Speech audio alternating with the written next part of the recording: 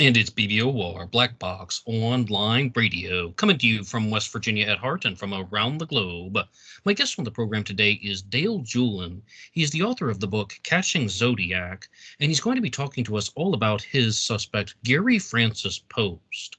Gary Francis Poste is a Zodiac killer suspect who has been mentioned in a lot of discussions over the past 3 years, and some people think that he is a very strong suspect. Other people are very critical of him, and we're going to go through all of it today. Dale, how you doing? Ned, thanks for having me on your show. I really appreciate it. Well, yes, and thanks for being here, Dale. Now, just in case somebody has not read your book or they haven't watched any of my previous episodes, can you give us an introduction as to how you became curious about the Zodiac killer mystery and how you landed on Gary Poste as a Zodiac killer suspect? Sure. And thank you first and foremost for doing your book review last week. I watched both episodes. It was great. I thought you were very concise. I know you read the book. I really appreciate it because of the details you gave. Thank you so much for that. Thanks for having me on. And you said this is the right way to do it, right? Put it right there. And that's the book, Looks yes, like Catching Zodiac by Dale Julin. but it kind of looks like I'm doing a mug shot, doesn't it? Okay. Anyway, Ned, here's the gist of why this all came down. I'll do a couple minutes on this right now just to kind of sum up. Um,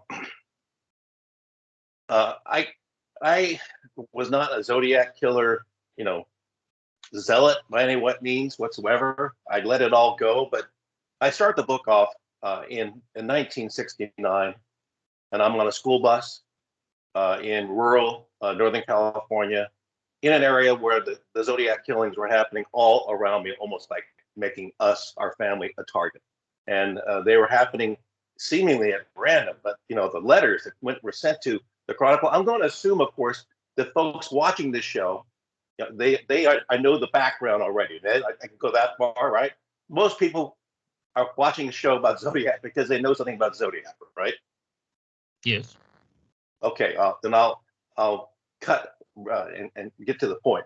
I was one of the kids on the school bus that the Zodiac threatened to shoot the kiddies as they come bouncing out in just shortly after the Paul Stine cabbie killing in San Francisco in 1969. And for at least a month and a half, as part of the millions of people in the Bay Area and elsewhere around there that were terrorized by this man, the Zodiac killer. I was a 13, 14-year-old kid in junior high school, going from Green Valley, where I grew up, into Fairfield, which is 45 miles between Sacramento and San Francisco, right in the area of all the killings, Solano County.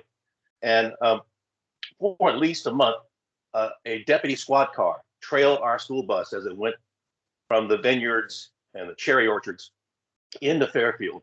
And the principal of our middle school, for the first time ever, would sit every morning in the front seat right behind the driver with a gun holster right there, with a gun holster, looking ahead.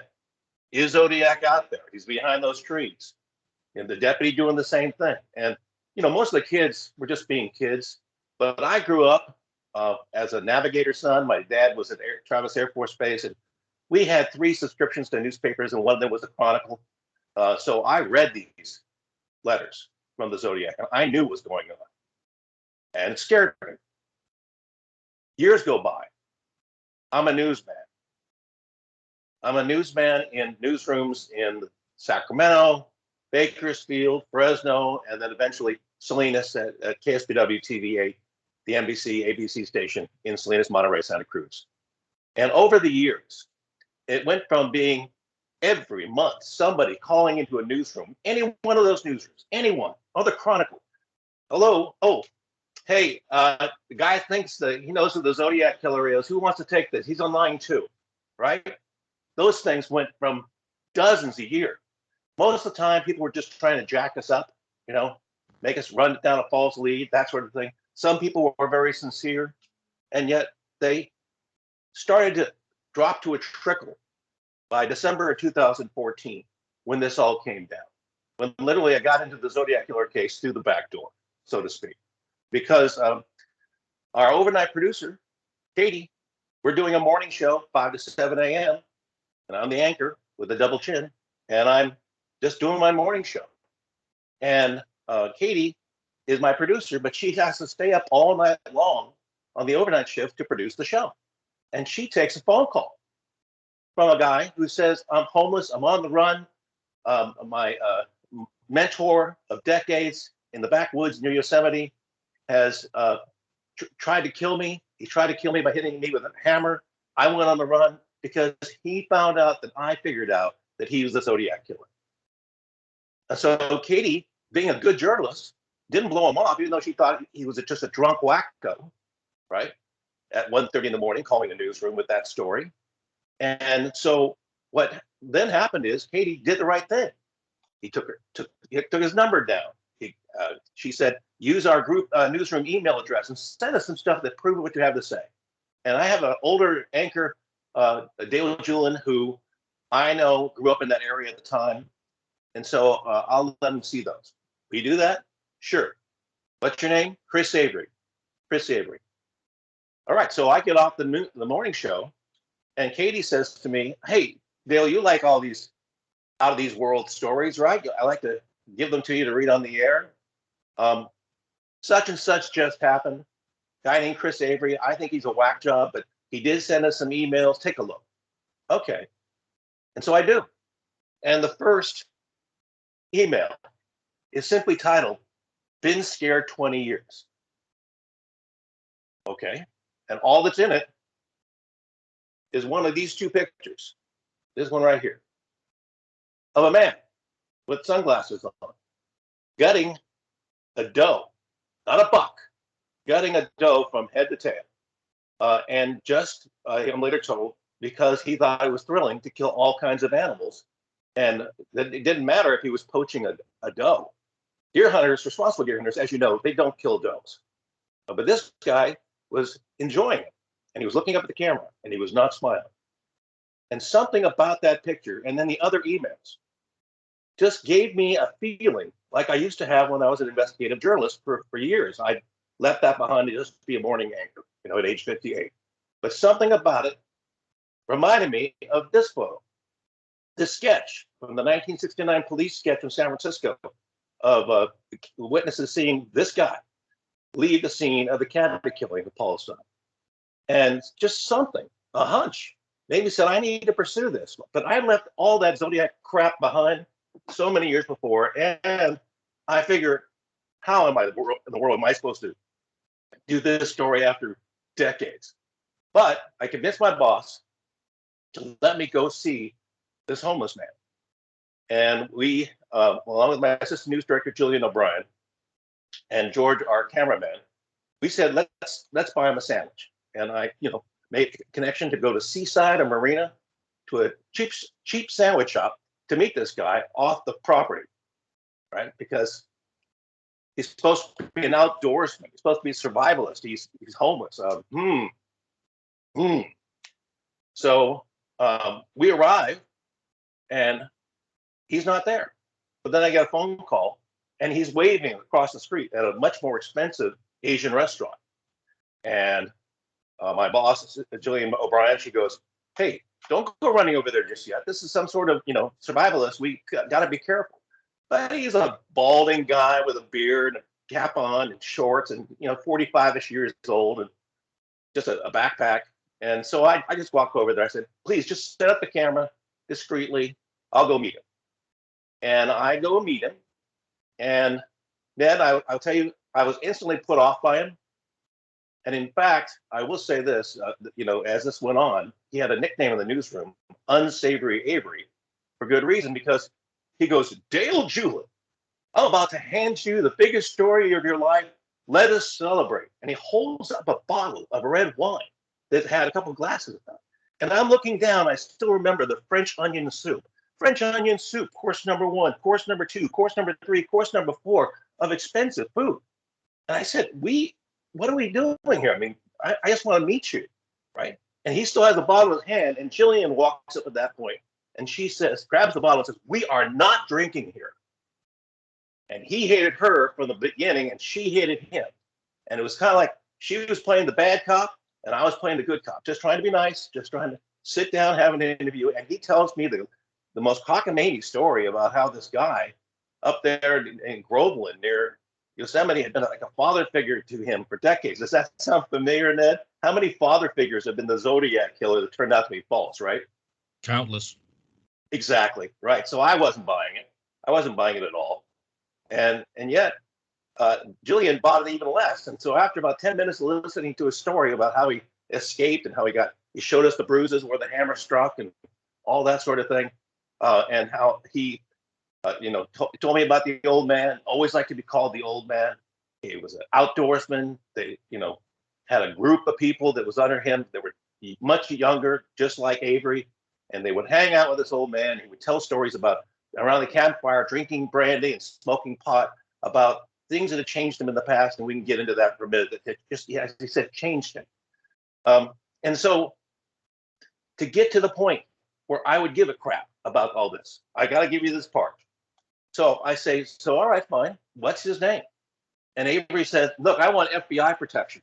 I need that for leverage. I'm not going to tell you. And I said, what's his name? I can't help you if you don't give me his name. I can't check him out.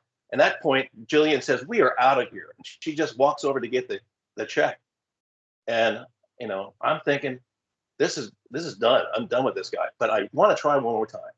So I said, what is his name?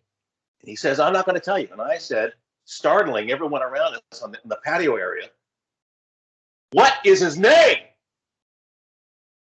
And he rocks back, and I still remember this, he rocks back like this, takes a deep breath, and then comes forward as if he's about to announce the name of the king who's just arrived. And he says, Gary Francis Poste with an E on the end. And I say, thank you. And I write it down. You mean with an E on the end? P-O-S-T-E? Yes. Okay. All right. So the rest is short history for everybody's splitting. Everybody's leaving. He shakes my hand and says, look, you're a nice guy. So the good cop thing worked, right? You're a nice guy. Please check this out because I'm telling you the truth. And Julin wouldn't shake his hand. He wouldn't shake hers. And he walks off into the distance. So starting to rain. I'm in a separate car. I'm going home. I just find out from my assistant news director that he bought, without permission, about $78 worth of food at that restaurant. And I was probably going to have to pay for that because I'd been taken by a homeless man, right? But Julin said, I'll try to get the boss, Lot and Dodd, to pay for it because you never knew. You didn't know. And so he starts to call me, text me, because I gave him my cell phone number. And he says, I have no place to stay. It's starting to pour down rain. I'm feeling very depressed. Nobody will believe me. I've gone to the KCRA Sacramento station I used to work at, and they threw me out in the lobby. I called the Chronicle, and they didn't get back to me. I called SF Police. They didn't get back to me. I came down to Monterey because I once lived here as a kid, and we knew that your station was the best station. That's why I called you. You got to help me. And I'm thinking, why in the hell should I call a guy who just gypped me out of $78? Right? Yeah. Unsavory Avery. And so, but Father Joe was my Catholic priest. And just that Sunday, he did a homily sermon about helping your fellow man like a good Samaritan, even if that man is not a very good man, because it'll come back to help you out. And so based upon that, the advice of Father Joe in the homily, I got back to him and said, would you like me to find a homeless shelter? And he said, yes. And so a homeless shelter we'd recently done a story on, we didn't have to remind him that we did a great story on the homeless shelter. They said, yeah, we'll do you a favor. And they sent the bus out and they picked up Avery and he thanked me for that. And he spent the night in a Marina or Monterey homeless shelter. Flash forward 2 days. This is what matters. This is what matters. This is why I gave a crap about this. Sorry to get to the end. I'm burying the lead, I guess, but you asked for how to set things up, and there it goes. That's how it happened in December 2014. All right, so I said to myself, what do I have that the press and the police never had back in 1969-70? And I started looking, I saw some police officers say, if you want to find the real Zodiac letters that were sent to the Chronicle and all that, and I'm going to assume, once again, your viewers have seen these letters, then you got to go to ZodiacKiller.com, one of the oldest, if not the oldest, website that goes into this, and it's run by Tom Voigt, who very responsibly did, among other things, but naming the usual suspects, who I'm really not interested in, but who I also wanted to see the original letters. And Tom puts the letters from the first ones all the way down to like 1978, 79. All these letters, most of them probably from the Zodiac, some of them not necessarily, but either way, they're right there. And this is like sourcing matters for a journalist, the real deal, not crayon writings on, other people's websites, linking Mount Diablo this and that. So I looked at them, and I think the audience knows, how can I put it this way? I once worked for a short time in Silicon Valley, and that's where I learned reverse engineering. The Japanese or the Koreans make a great toaster. So in Silicon Valley, they take apart the toaster, they see how it works, they make their own, and they charge more, right? That's reverse engineering. So I said, okay, what do I have that they didn't have? Okay, all I've got, and I'm looking at it, said, I could never approach Robert Graysmith and other folks of the work that they've done. I can't even, I don't want to. And if it's not Gary Francis Post, I don't care. I'm moving on.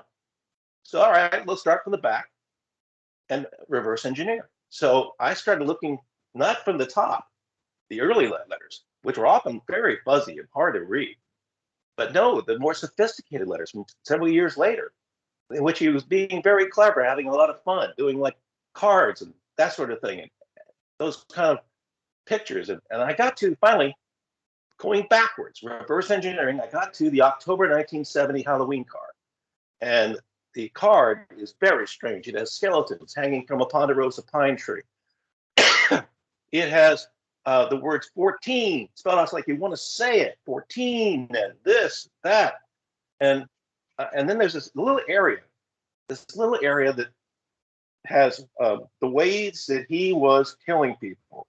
I'll just do it from memory, and I'm sure our audience, your audience, can just click the sides out and pull up the 1970 Halloween cards. So please, if you do that while we're going on, I'll just do it from memory. It was a little section in the letter all by itself that was describing how he killed his victims, by gun, by rope, by knife, by fire. And right in the center, it was the words paradise slave, spelled paradise as in a paradise, not paradise. And it was, a reference to the fact that he was trying to collect his slaves, if you recall. So, all right, I'd heard about that, but I looked at it and I said, there's only so many letters in there. Only so many letters. Okay, what do I got? Okay, I have his name. And so I started for the first time what later became known in the newsroom and with the FBI, who we talked to and took them through this, as the drill. And so the drill goes like this. Look at that section. By gun, by knife, by fire, by rope, paradise slaves. Only a few letters. Is there a G there? Yeah. An A? Yeah. An R? Yeah. A Y? Yeah. An F? Yeah. An R? A separate R? A separate R, not the same one. An A? Yeah. A separate A? Yes. An N? Yes. A C? Yes. An I? Yes. An S? Yes. At this point, I'm starting to go, oh my God, I'm just playing a hunch here. And oh my goodness, it's panning out. Is there a P there? Yes. An O? Yes. An S? And hairs crawling up the back of my neck right there. I'm breaking. Is there T? Is there T? No, there's no T. All right, Julin, what a ridiculous thing you just did there. Okay. Is there an E? Of course there's an E. Of course there's an E. And I thought, all right, that didn't work. But then you're looking at the card, it's in the midst of all this, and he's shouting, 14, T, and there's another T, teen. You want to say it out loud, teen. I did. I said it out loud, teen. And there it was, big as life, right in front. The entire card is around a giant T. T, Gary Francis Post, spelled out in a teasing way. Now, maybe that was nothing, but it was something. It sure was something. It sure was weird, and it was in line with him saying, I know in your bones you ache to know my name, but then why spoil the game? And it was all about teasing. The whole letter was about teasing the police and press. And so I called the cops, and it went from there, and it went to the FBI. That's the summation of why I started following this up. And then we called back the homeless man and we took him to the FBI, and we can take it from there. Okay, Dale. Now, this is one of the reasons why not only we wanted to have this discussion, but some people who have been, following the work with you, Jennifer Buchholz, for example, also said that I should have you on the program because this is the stuff that I was discussing in my two-part book discussion, which anybody can hear on this channel. You can also hit the like button and subscribe if you want. But are you saying that you took the letters out of the Wheel of Death that's on the back, by rope, by knife, by gun, by fire, slaves, paradise? You took the letters of Gary Post's name, and that's how you first found him? Yes. But the letter U is not found in Gary Post from By Gun. The letter B is not found in Gary Francis Post in By Rope, By Knife, By Gun, By Fire. How does that work? The buys later became the song lyric that starts all of his letters. The 6 song lyric you can use. In this case, it was Bye Bye Birdie. So how it works is that turned out to be a clue and a smaller anagram that was part of the entire anagram. I had to learn. Sure, I watched Jeopardy. I watched Jeopardy, and about once a week they had an anagram segment, right? And they solve it just like that. But I'm not fast like that. I'm just slow but relentless. And what I learned is I had to learn the rules of anagrams, which is you use in a transpositional cipher an anagram. You use every letter, you use every number, you use the the punctuation, and you move it around. This is like hundreds of years old as a parlor game. That's all it is a parlor game. People of high society used to send anagrams to each other, and they figure it out. And the rule is they have to use everything, and it has to be clever, and it has to actually have an answer.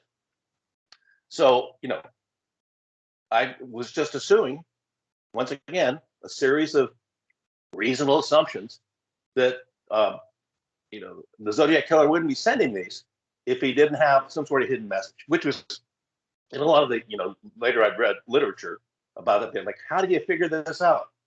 Well, the answer is his name turned out to be the cipher key. And how I did it was I used a hundreds of year old device called frequency analysis. And that's how you solve ciphers, frequency analysis. And so as months went by and the FBI, I was calling, among other people, Olson, the head cipher guy of the FBI. First he said, show me what you got, as I was just trying to start figuring it out because they hadn't arrested him yet. So I had nothing else to do but do a police profile on him from a distance, because you don't want to tell a serial killer that you're onto him. And then also using the cipher solution that would slowly come out by doing frequency analysis, which is essentially you cut out every single letter and punctuation. And you get, I prefer Times New Roman font, and you get them big so they can be moved around on the back of a calendar. You put it on the calendar and you put those letters out there and you move them all around after you cut them all out. And then the one thing I learned often from doing reading was, he signed his name. And so he signed his name by putting Gary Francis Post near the end, using the envelope, the stamp, and usually the last sentence of the Zodiac letter, in which you find the Y by him saying "my" in many of them, right? But the rest, most of the rest, you can get just by the envelope. Like, for example, he was sending to the San Francisco Chronicle. There's Francis right there, slam dunk, those kind of things. So I separate the name, right? And if his name, to your comment last week about, oh, Dale, you dismissed the SLA card as a piece of shit. The answer is because it's simple. Because, yeah, maybe it was sent in by supposedly the Zodiac killer, but it's really a sloppy letter. And plus, his name's not in there.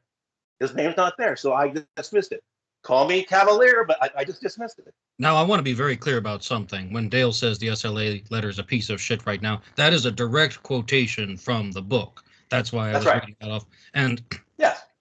Yeah, you're right. I'm sorry. I didn't mean you were insulting me or anything. No. You were just reading from the book. I thank you for that.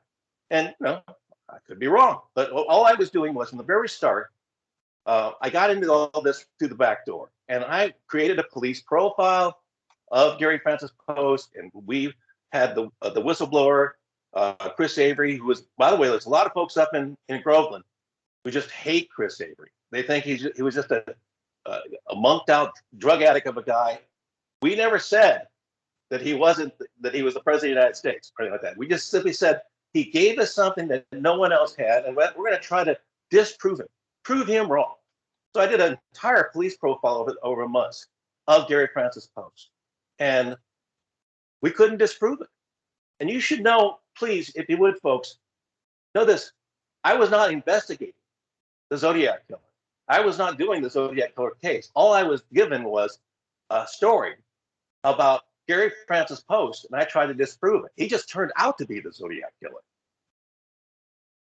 Okay, so do you mean that on the Halloween card, to get your full solution, you had to rearrange every single letter to get your full thing? Bye bye birdie, time to fly. You have a very long piece of text that you've extracted from the Halloween card. Yes. And do you mean you took every single letter on there, including the stuff that says, I know you wake to know my name, but then yes, I'll spoil the game, and all of that yes. was arranged to make bye bye birdie, time to fly, and it goes yes. on for a while. I yeah, carry Captain Gary Francis Poste. Okay, though, but yeah. why do you have to use the Slave's Paradise cross to make the letter T when the letter T is clearly written out in the 14 that you just talked about? Oh, because it wasn't in that section. All I was looking at is just a certain number of letters, and all throughout the card, as you know, right? He's teasing this and he's teasing that. The theme is T. And that was just one of the T's that I could see right there. And yeah, you're right. He was teasing. Use the T, 14. Look at that. There it is. Turns out, he was also making a symbol for, where she was, up in a tree, up her bones. So that's, yeah. And so I did the small anagrams. I checked the clues. I would call up our whistleblower. By that time, he's in Montana. At a safe house, and we would tell everything. All this went week after week after week on an email trail to the FBI, to eventually San Francisco police, Vallejo police, Tuolumne County. They all got this, and at a certain point, just before I could figure it out, and I can tell you how I figured out how to do the anagrams in just a minute, but now it's been like 3 months. We figured the FBI was going to come in and arrest the guy much earlier, but they didn't. We later learned they went up there and talked to Gary Francis Poste, and he suddenly got senile and couldn't answer many questions. And then, the folks who knew him, the younger men, like his stepson, they all said, "Oh, forget about Avery. He's just a hack, drug addict. He steals things. He's an ex-member of our posse." And so the FBI came back down, talked to Avery, then talked to me and said, forget it. So, but I knew at that point from the police profile I put together that this guy should not be eliminated. So I went to get Olson, the head cipher guy, sent him some of the early anagrams that were very clumsy. And at that point, he said, on the phone, he said, I can't talk to you now. I can't talk to you. That's the last I ever heard of the vaunted FBI cipher department. But what I did learn is you can do these anagrams if you, one, believe there is an actual solution, because, folks might say, oh, you're just cherry picking letters. Just the opposite is the case. I use anagramsolver.net. God bless anagramsolver.net. I couldn't have done anything without them, because what the thing does is you put in, say, the first 30 or 40 letters of a Zodiac lettering, like the Halloween card, and up become 9 pages, line after line after line, 9 pages of possible solutions. And so I would just go through slowly but surely and see what made sense based upon what I was slowly learning about what Poste used to do and where he did it. And so that's how it started. And then, would you like me to tell you exactly how you solve an anagram right now? Actually, I have a couple questions for you that are going to get really to the heart of your Zodiac theory. And that is that when I was reading your book, I found that you were talking very much about the disappearance of Donna Lass from 1970. When you just said about finding the bones, you were referring to Donna Lass. And you also talked a lot about the murder of Paul Stein, whom you previously mentioned. And one thing that I found closer to the end of your book is that you really zone in on those two victims And it seemed like you were Yes. very adamant that your suspect, Gary Francis Poste, committed the murders of Donna Lass and Paul Stein. Yes. Do you believe that the Zodiac killer committed the other crimes attributed to him, the Lake Herman Road murders, the Blue Rock Springs Yes. shooting, and the Lake Berryessa stabbing? Yes. Yes. And And in the taped interview with Mary Post, as you read in the back end of the book of Catching Zodiac, that you will see that Mary Post said on tape much, which he'd already told me off tape, over the course of several interviews. After she made it known that she was about to go to the police, 15 months after the FBI originally showed up there and alerted Post that he was on their radar screen. She admitted in a tape interview, as well as, I wrote down several other interviews before taping her. She admitted that Post said, "I didn't kill any kids," and using my memory here, but he admitted that he had done the killings in those areas, in Vallejo and all that, but he didn't want to talk about it. He didn't want to talk about it. Now that there's you got the tape verbatim in the book, right? But what you don't have is several interviews I did over the course of 6 months with her as well, in which I took notes, in which she went into an even greater length about how he would say, yeah, I knew Donna Lass, and no, I didn't kill any of the kids that I threatened, but I did the killings because they were there, So yeah, he killed the folks at Blue Rock Springs, where I grew up playing college golf at Blue Rock Springs. So I know the territory. I grew up 11 miles north of there. I know the site in the Benicia area, and he killed Paul Stein. He did it for drugs and money. That's what I later learned. Either from the cellmates who became my jailhouse snitches, and an anagram solution that said that he essentially killed Paul Stein because Stein owed him drugs and money. So yeah, and he did Donna Lass too. what And more. about that? What exactly do you think Gary Post was talking about when he said, "I didn't kill the kids," but he talks about these connections to Donna Lass and Paul Stein? Because the Zodiac killer referred to the victims as kids, the kids at Lake Herman. I also killed those kids last year, is what he said in a phone call. He also referred to Darlene Ferrin as the girl on the 4th of July. And even in like the Stein letter, right, he says, "I'm the one who did in the 2 kids in the North Bay area." So don't quote me on that one, actually. What exactly do you think Gary Post was talking about when he said that? You're referring to Lake Berryessa, right? No, like he referred to all of the previous victims as kids, Lake Herman Road, Blue Rock Springs, and Lake Berryessa, at some point. Yeah. But yes. What does that mean in your theory when Gary Post is telling his wife, "I didn't kill the kids"? What does that mean? Oh, he was referring to the kiddies on the bus that he threatened to shoot as they came bouncing out. That's what he was referring to, and that's what Mary was talking about. That would be me. Understood.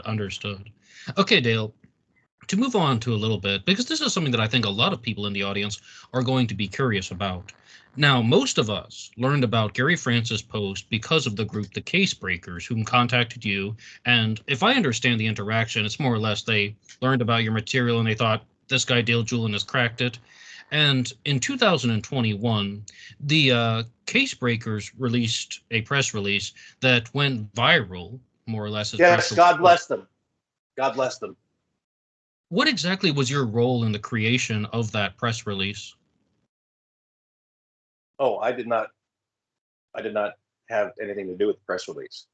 I had a lot of questions for that with you, because I mean, I noticed that the material that the Case Breakers put in their press release, such as looking at lines on Gary Post's forehead and saying that those were scars, which I mean, Post did have, but also comparing Gary Post to a cartoon and putting a shadow on a piece of wood, and those were some of the key components. However, I didn't notice that stuff discussed in your book, and that definitely wasn't the heart and soul of your book at all.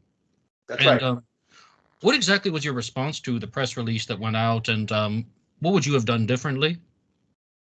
Nothing. I think the world of Case Breakers. I still cooperate with them at length. They essentially, grabbed my book, said, we're going to prove this, and they spent a year doing it. The things you're mentioning, by the way, what you're seeing there, you're seeing a silhouette against, now this is all the work of case breakers since getting the book, to explain that, all right? So they continue, and they do continue now, to look into this case to essentially close it. And it's very close. We'll just see what happens when Riverside Police finally releases the DNA comparison that they've got, because we gave them the DNA of Gary Francis Poste, and they have the DNA of their killer, of the Sherry Jo Bates case in '66, and they have both computer printouts right there, and they've not said anything since June about whether or not they match. And you can ask the question, if it didn't match, wouldn't they hold a press release and say, they have a press release and say they don't match? They're not saying anything. So I applaud the work of Tom and Donna Colbert and Eric Kleinsmith, Jennifer Buchholz, others, George Jarrett, other folks who are much, much more expert in these crime cases than I am.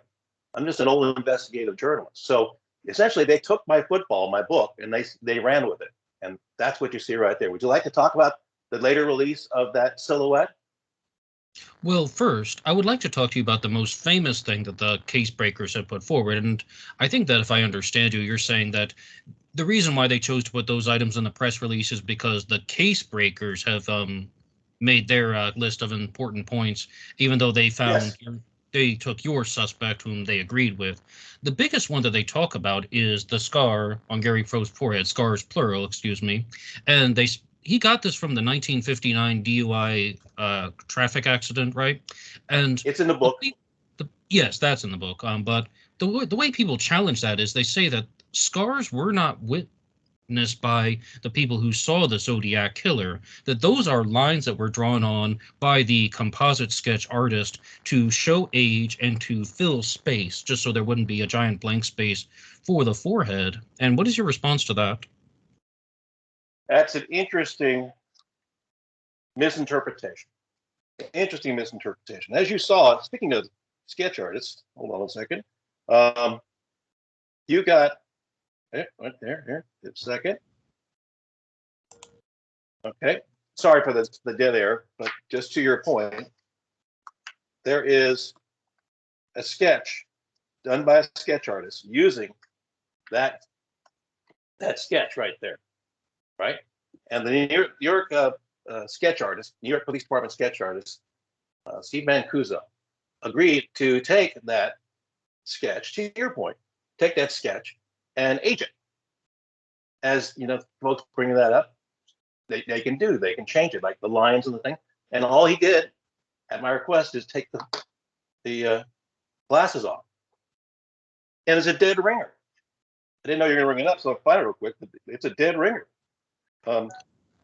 You mean the aged composite that you featured in your book? Yeah. It's a dead. Wouldn't you say so? There we go. I do think that one resembles Gary Francis Poste right there. I was simply just asking about how it is not universally accepted by everyone that the Zodiac had scars on his forehead, and those may have been created by the artist who did the composite sketch. Right. So what we know from the story that Poste told the younger men, when they always called him the old man, around the campfire, is, as you mentioned in the book, we found a 1959 article about the Indiana crash, which killed his buddy. And it was a drunk driving accident. You know, his buddy died. He went through the windshield. He had scarring. He had an operation on the forehead, right? And of course, obviously this part of the brain was hit really bad. And for months, he was in the hospital. And those scars were present on his forehead because of that. I can't speak to how people look at how the sketch artist was doing his job back in 1969. I can't speak to that, but I can tell you that he had those scars, and that was from the car accident. So they existed.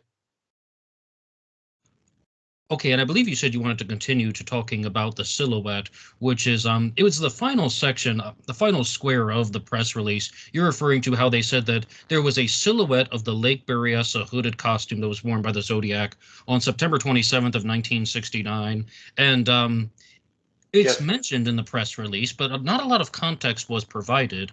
And would you like to fill us in? just the gist, yeah, because I'm going off of what I remember from the press release. But you remember the picture, right, with the silhouette? All right. So Gary Francis Post took all kinds of pictures. He was an amateur photographer. We have a picture of Gary Francis Post with this camera. He would take infrared. He would take others, and he had a tripod, and he would set it up, and he took pictures of them hanging beer caches in the trees in the back forest. He took all kinds of pictures, and one of them he took out at a lake up in the Yosemite area, all by himself. The sun is setting, and there's a picture of him sitting in front of a tree in which the bark has been carved down to make it almost like a mirror. It's just the back of it without the bark, right? That's what it looked like. So he's just sitting there, and I don't remember if that was in the press release or not. I don't know, but so there's that. I don't And think the so, sun setting. but Yeah, okay. continue. To give you a little clarity, and then the next picture that was taken. These pictures were taken by were given to a family friend, right? He was proud of it. So he had quite a photo collection. So there's that picture of him, and then the next picture you see with the sun setting.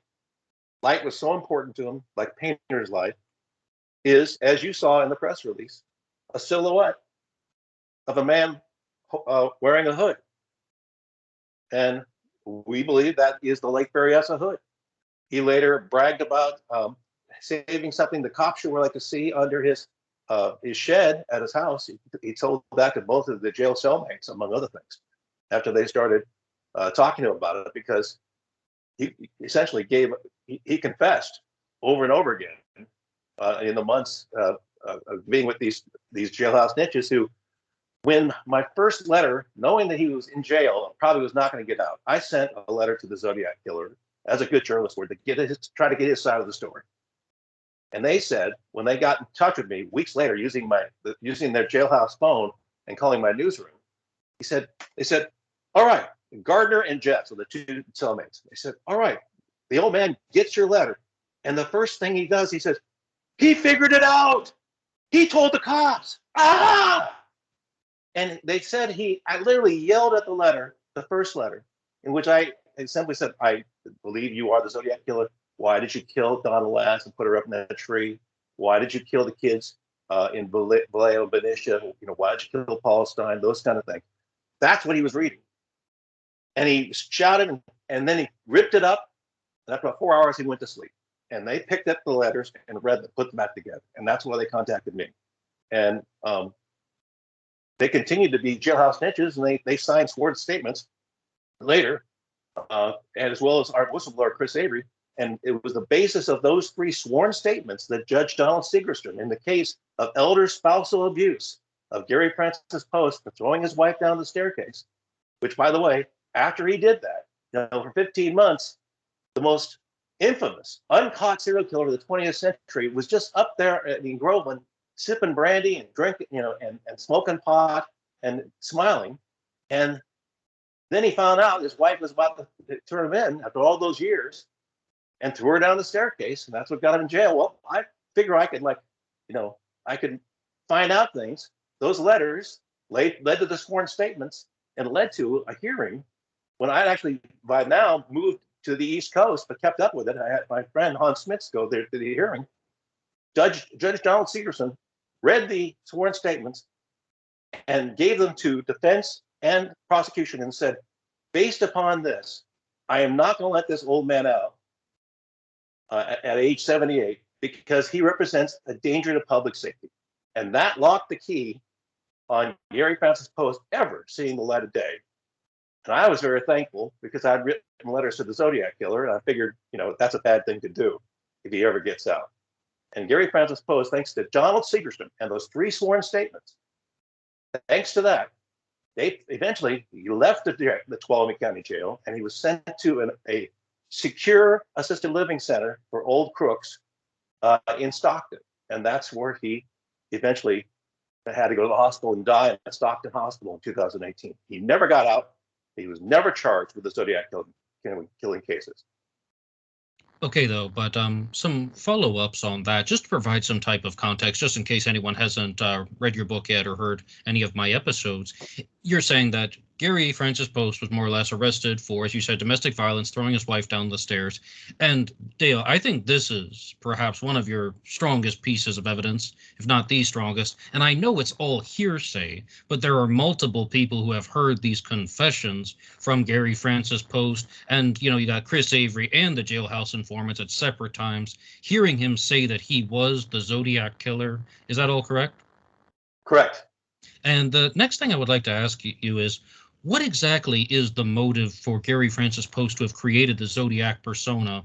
And you talk about this in the book when you're saying that he was a sadist. He was his personality in life changed after the accident, because not only is he embarrassed by the surroundings, but he was more or less relocated to Greenland as part of his Yes. military punishment.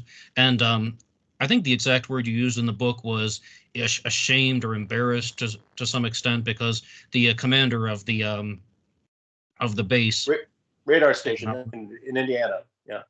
Right, and then part of his like more or less punishment is that he's sent to Greenland, and he was also just a sadistic individual because of everything you said Yes. about torturing animals and such. What exactly is the motive for Gary Francis Post to have been the Zodiac killer? All right. So that's a great question, and I pondered that for some time because once again I was coming in the back door, um, trying to disprove him. One of the things you have to do is you have to like figure out a motive, right?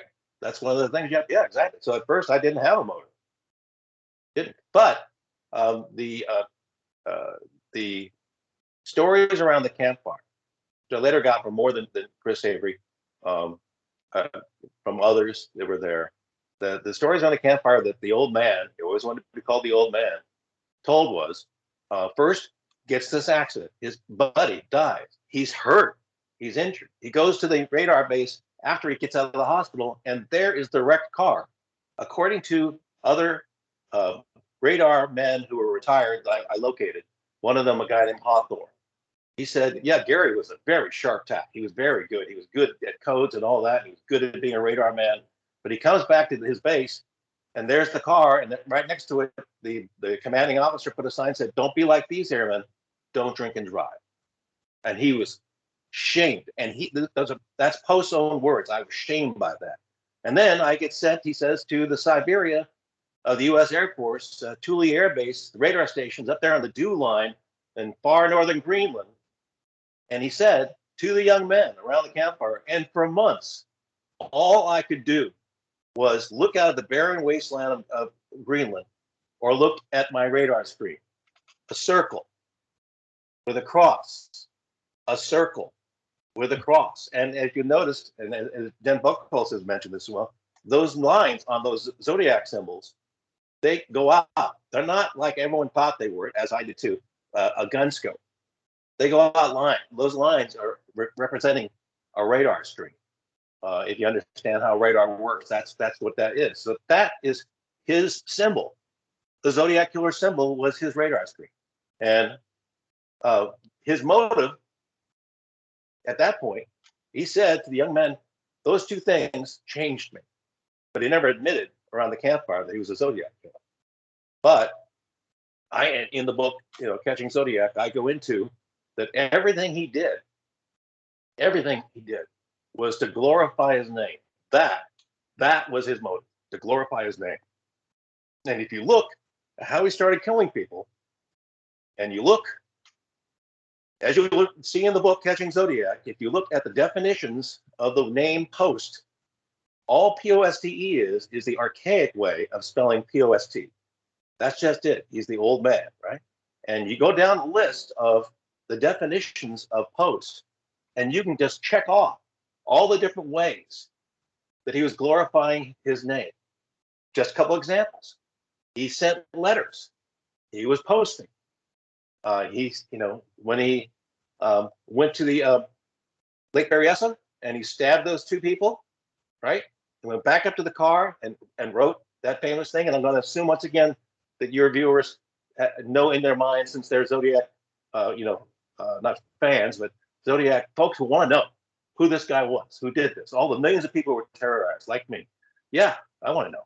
Well, you look at that the sign that he posted on this car door, and you look down the definition, and there's actually in the definition there is like posting on a car door. He was at the Solano racetrack in 1974. There's 3 letters that are from, I believe, from Gary Francis Post that describe, the citizen letter, right? And the red, let's see. Count Marco letter? The Count Marco letter. I used to read Count Marco in the Chronicle. The Count Marco letter. And, the third letter had an Eisenhower stamp on it and all that. If you can look at that letter, you'll see he kind of like does a racetrack and also numbers. I'm bouncing around a little bit, but the motivation for his killings was to glorify his name, to take the shame away, right? And that's why he did several letters about the racetrack, because at the finish line it's post time. Those kind of things, and it's just one definition after another. I mean, like most of the definitions of Post describe his killings. The car door, that was went up in Lake Berryessa. It's like right out of it, and I didn't find that out until like 3 years later when I finally kind of dawned on me. Oh my God, I knew he was glorifying his name, right? But I had no idea he was actually using the definitions in the dictionary. So that the motive was to glorify his name, and he hated cops, so he loved to tease them. Oh, maybe I don't recall this so much from the book. Like, what exactly did Gary Post think about cops? I know you just said he hated them, but can you elaborate? Or yeah, he was accidentally. He would tell the young men that he was accidentally shot by a cop back in the 1960s in the Bay Area, and it was an accidental shooting. You did say that. Accidental shooting. I don't know the details of it, but it permanently damaged one of his lungs, and the cop was not charged. It was an accidental shooting. But and the that's cop when he goes to Letterman Hospital, right, and meets Donna Lass. Is that how you set it up in the book? Yep. Yeah. Yeah. Why don't you put everything together for the listeners? About that? All right. So yes. He used to tell the younger men how much he hated cops because he got shot, back in the 60s and all that. And he had to go to Letterman Hospital as a retired airman, a retired GI, government issued, and he would be treated on the government dime for the most part, I think, if not completely. And that's where Donna Lass was working as a nurse. And that's where Donna Lass left to go to work in Lake Tahoe shortly. We don't know why. We don't know. Maybe it's just a better opportunity. I don't know. Or maybe she was scared of somebody. I don't know that either. But they were both there. And months later, actually years later, the jailhouse snitches, they sent me, and I sent to SFPD, the inspectors Wincoop and Perucci, which they requested a note that had been written by Post, in which he's talking about Donna Lass and Paul Stein. And he was also telling the fellow inmates that he was mad at Donna Lass, in part because she might have spurned his older brother, right? That might have been, yeah. And so I don't know any more about the reason why he targeted Donna Lass, but he sure as heck remembered Donna Lass, and he also remembered Paul Stein in that letter. And so, that's in the book, why, as I said, you focus so closely on those two particular victims, and you mean those were the personal victims, and then the other victims might have been like somewhat of a different reason. Well, you know that interesting the Pullover killing and the badly wounding of Mago, whatever, Mayhew, and the other the killings in December 2000 or December 1968 at Lake Benicia at the lake there, and then months later on 4th of July just up the road in Vallejo. You notice in both, not in the first case, not the one in 68, but then in 69 in Vallejo, and then later at Lake Berryessa, both cases he reports, which is a synonym for posting. He reports, I want to report a double murder. But in both those cases, it wasn't a double murder because one of the victims survived in each case. But that's what he wanted to say. That's what he wanted to post. And I think that literally they were just picked at random. I think they just, what he needed was a couple. And so where do you go to find a couple of people? You go to lovers' lanes. You know what's always mysterious to me is it may have just been that the person working that night in Benicia didn't take the message, right? Or didn't hear that first. There's no record that I know of the Benicia records of anybody calling the cops to say, I want to report a double murder. That may have just got missed. I don't know. What do you think? Because he done that the next time. Do you mean after the Blue Rock Spring shooting, or after the Lake Herman Road murders? After the Lake Herman Road murders? Lake Herman in December '68, there was no call that I know of. Oh, why there is no phone call? Why there is no message? It's a mystery. I mean, I'm not exactly sure. People could have he could have been kind of contemplating about how he was going to create the persona. I'm not exactly sure why there wasn't a phone call, or maybe, as you said, somebody just didn't hear something. What? Excuse me, I can't hear you. And then who knows what have happened. But I did have one follow-up. Do you know exactly when he was shot by the cop in the lung? When did that exactly happen? Several years, like a couple years before. I don't know the date, but it was in the '60s, and it was before he was being treated, like in '68, for at Letterman, when Donna Lass was there. That's when he was being treated. He also was treated at the March Air Force Base. That's near Riverside. It's only about I've heard from one of the longtime family friends that Poste was going down for treatment in Riverside in So you know what? That's interesting because that was 1966. So if he's being treated, that was before or during 1966 when he was being treated at Riverside March Air Force Base. Yeah, but that'd be a better timeline, I think. Yeah, but I don't know for sure. And if I understand your Zodiac theory, can you just kind of let me know if I've misunderstood this?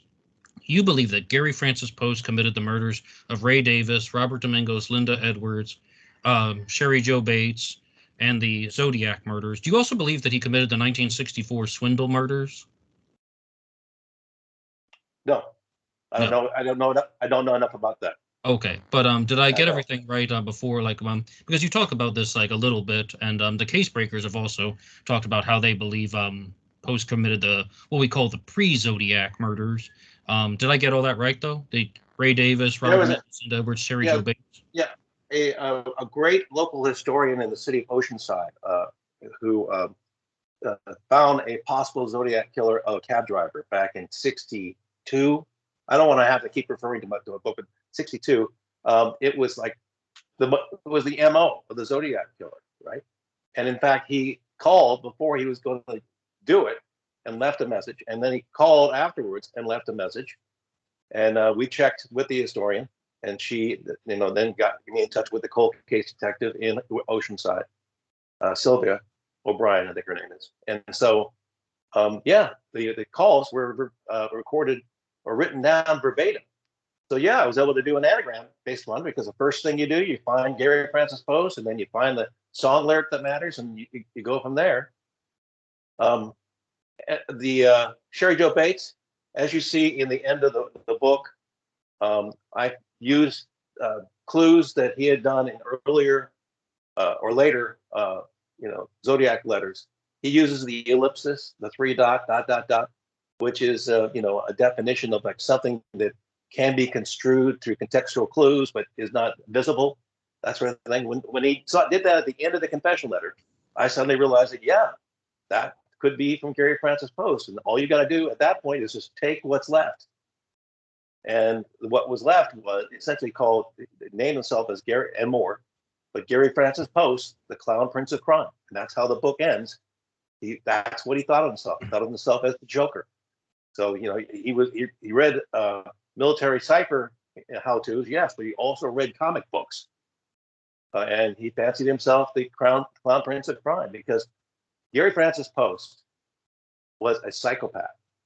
Gary Francis Poste was also a very funny man in a very sick way. All those song titles that he used, like "I Say a Little Prayer for You," Bye bye birdie, time for me to fly, talking about putting a victim up in a tree. That same tree, let it snow, let it snow, let it snow. As you saw in the end of the book, I took every anagram that I had solved that indicated that Donna Lass had been left, at least for some time, up in that tree at Zephyr Cove, and I put them together, and there's no less than, there is just one anagram after another, just saying the same thing. Go check out the tree, and that's Okay, Dale. Because we're approaching. Oh yes, yes, Gary Post there. very clever, man. Because we're approaching the end of the episode, is this kind of a summation of your theory? Let me know if I've misunderstood anything. In 1959, there's the accident where his best friend dies and he is in the hospital. He's, as you said, ashamed of everything that has happened. He's sent to Greenland. He's just looking at the radar screen, the circle with the cross going through it, just kind of thinking about the terrible thing that has just happened over and over again. And in some time, he just created this thing in his mind about how he either wanted to get revenge on society or maybe just dealing with some type of effects to his personality because of the head injury. And then he's kind of mulling about it for at least maybe 3-4 years, commits the murder of Ray Davis in 1962, commits the Domingos Edwards murders in 1963, goes on to commit the Sherry Joe Bates murder in 1966, and now he's writing letters and creating this almost persona of a killer. Then by 1968, he's decided to not only commit murders. Really, in 1969, he wants to add a name to the persona of this type of killer who commits the crimes and brags about it. And then, because he was shot in the lung by the cop, that he was doing this partially to restore his name, glory, but also because of revenge on society for being shot by the cop. And then he is going to Letterman General Hospital. He met Donna Lass, and that he developed some type of connection to her, and she was a specific target. So that's why he went down to Lake Tahoe and murdered her. Is that more or less what you've tried to share with us? Yes, you were great. That's exactly it. That's a great summation. But I do have a final question, though. When was the last Zodiac murder, according to you and your theory? My hunch is that the last two murders were of his next door neighbors that are, they're attributed as suicides. Gwenny McDowell is in the book. Gwenny McDowell is a woman with children now. A long time ago, she was trained by Gary Francis Post on how to shoot a gun because Gary Francis Post lived next door to the McDowells. And Gwenny's mother, so-called, quote unquote, according to the police report, committed suicide by shooting herself in the posterior, the back of the head, which is exactly where the two cab drivers were shot, right? The posterior. Again, in my mind, in all those three killings, he was glorifying his name. He was using posterior. Boom. Also, he lost his teeth in the accident, right? And so, of course, when you go like this, your victims lose a lot of teeth as well. Just a side note. But Gwenny's mother, admittedly, was supposedly suicidal to some extent because she was cheating on her husband, who was a fireman or a retired fireman at that time, and CAL FIRE. And so she is killed, and they find a suicide note next to the thing. But she actually had left suicide notes around the house in the past, like trying to get a point across to her husband. All right, so flash forward, I think it's like 8 years later. I think it's 8 years. I have to look at it. But Mr. McDowell had remarried and was drinking with Gary Francis Post at the Post home on, like, I think a Sunday afternoon. And wouldn't you know it, just son of a gun, after they've just been drinking for a while, suddenly the Mr. McDowell decides he's going to go out in the backyard, take out a shotgun, and blow himself up, right, and kill himself. Out of the blue, he gets that depressed, he's going to shoot himself. Both incidents were witnessed or connected to Gary Francis Post. Both the statements that were made about those things came from Gary Francis Post. Post even said that he lent his gun to Mrs. McDowell at a certain point, and then he asked for that gun back, and the deputy gave him the gun back. And then as for the shotgun, Winnie McDowell will tell you, and does so in the book, Winnie McDowell, she highly suspects that it could not have been a suicide of her father because he had a crippling hand problem. He didn't shoot weapons because it was very difficult for him to do that. So think about that, right? So shotgun, what? Oh my goodness. Where do they live next door to? The freaking Zodiac killer. And he hated her.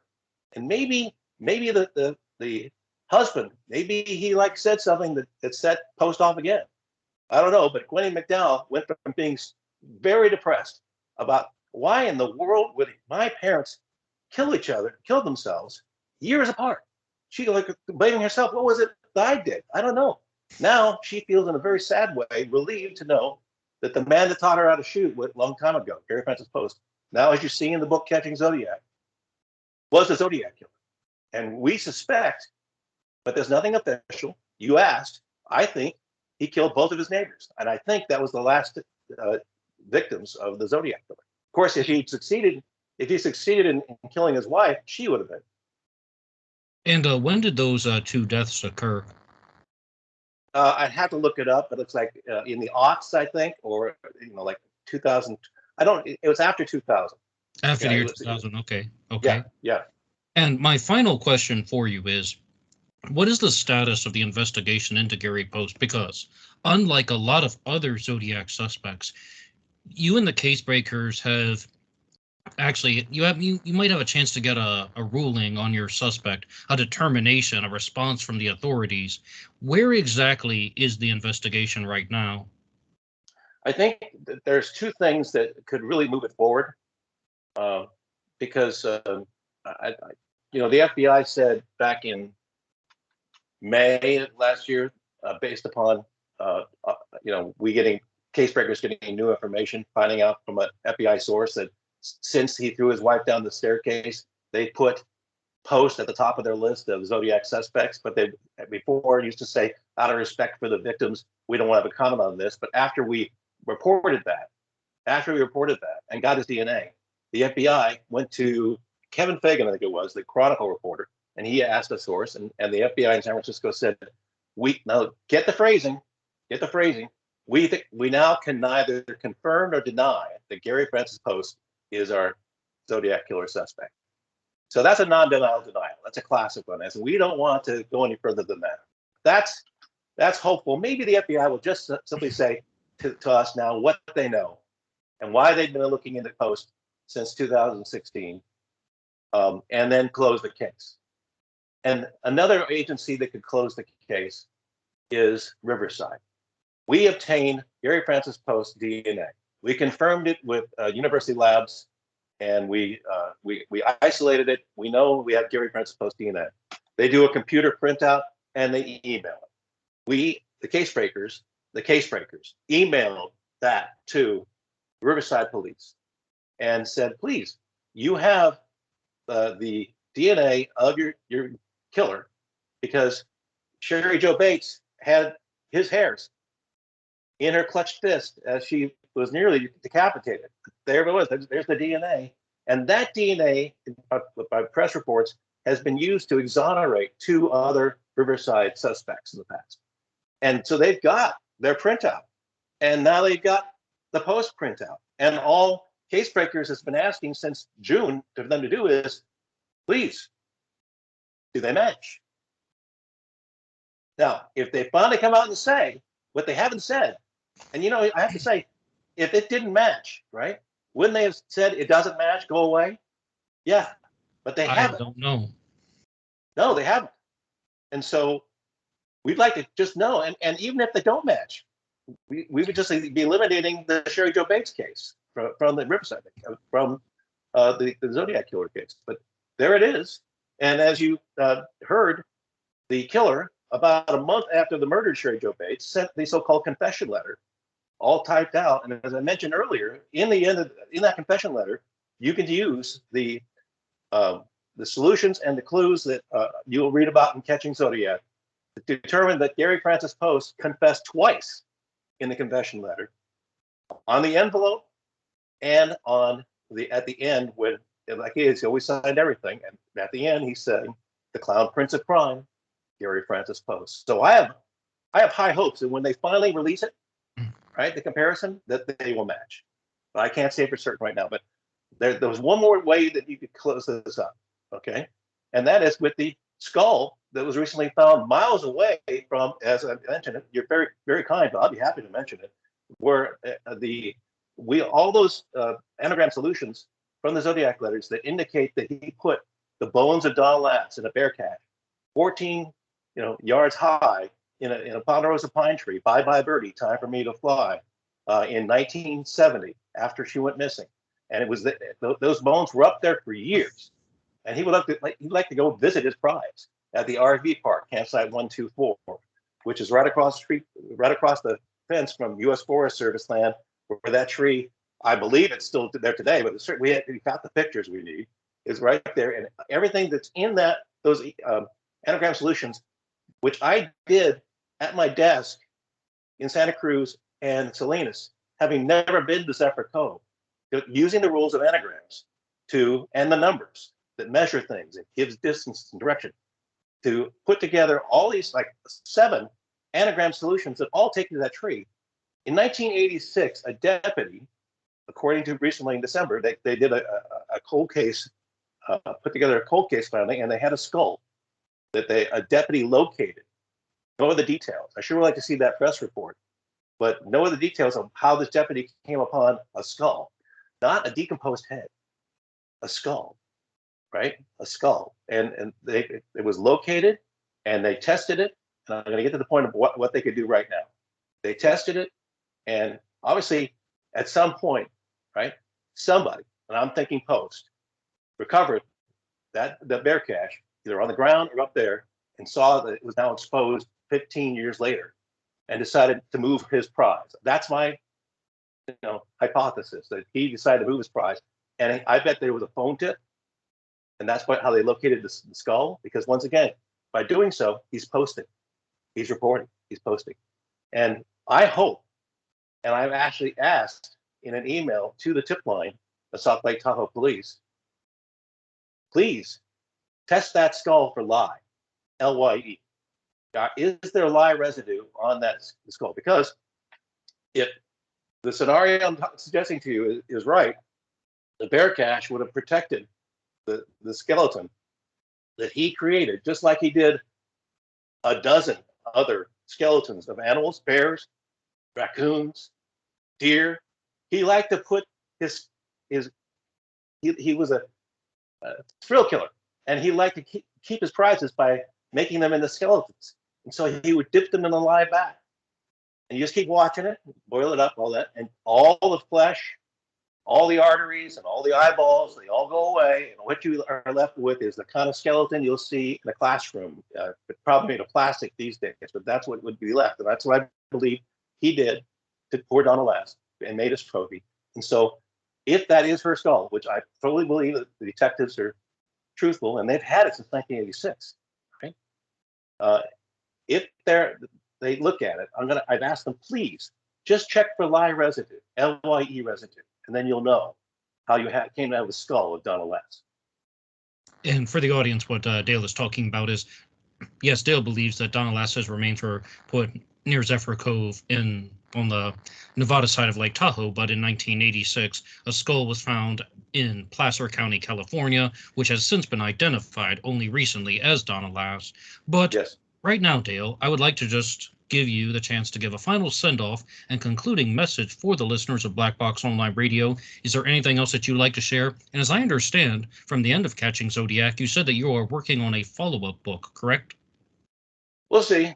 I read that in the book, right, that you are working on a second one. Well, I'm thinking about it. I'm thinking about it. But I just, I got to get this done, and I got to move on with my life. I want to play bad pickleball, okay? That's easy for me. This is hard. But bad pickleball, that's what I want to do. But I want to first say thank you so much for your courtesy, your kindness, and your great interview. Thank you so much. And my message to your viewers is this. Please contact the Riverside Police Department and please just ask them to make public the DNA comparison. Please do that. Please do that. Because there are families, Sherry Joe Bates still hanging out there, wanting to know what happened to poor Sherry Joe. It may be a Zodiac connection, and it might be a Gary Francis Post thing. I will tell you once again that based upon simple anagram solutions process, using what I learned over the years, Gary Francis Post signs the confession letter connected to Sherry Joe Bates and calls himself Gary Francis Post, the clown prince of crime. I think it's time to release the DNA. Please, Riverside, will you do that? Absolutely. Yes, Riverside, please release the DNA results as much as you can. Let's get the answers, right? Yes. Yes. All right, and Dale Julin, thank you so much. Thank you, sir. I appreciate it.